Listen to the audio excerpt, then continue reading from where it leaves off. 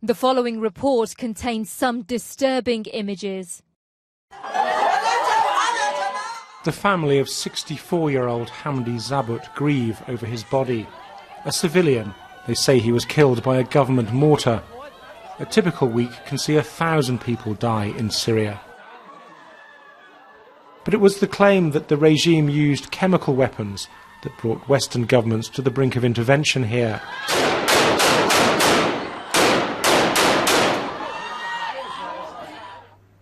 The rebel Free Syrian Army was counting on that. They were left stunned when the West did not bomb. The international community has given a green light to Assad to commit more massacres. Another 100,000 Syrians will die by the time the chemical weapons are handed over. So people are turning to the jihadists. A series of sickening images show what rule by Al-Qaeda means.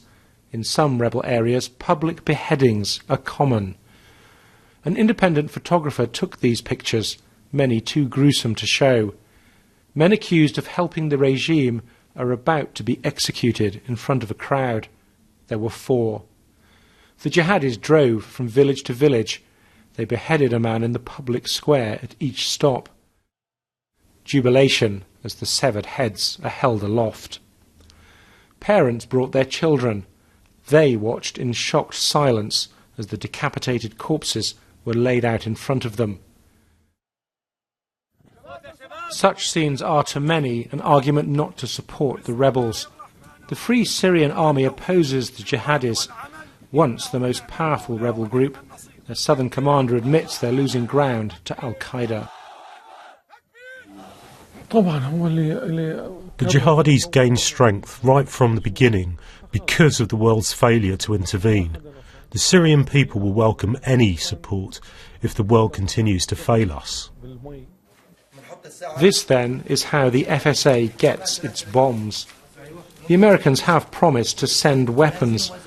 One senior FSA commander told me, though, all he'd had so far was boots and jackets. In the camps of neighbouring Jordan, they feel betrayed, angry. Rebel commanders that we've spoken to here say that, contrary to reports, they're getting hardly any military support from the Americans and others, just a trickle of small arms and ammunition.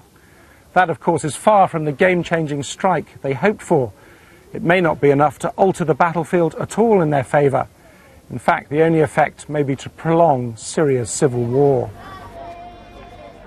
So the refugees keep coming. Many have decided that even the misery of Zaatari camp is better than the horror of what the civil war in Syria has become. Paul Wood, BBC News, Jordan.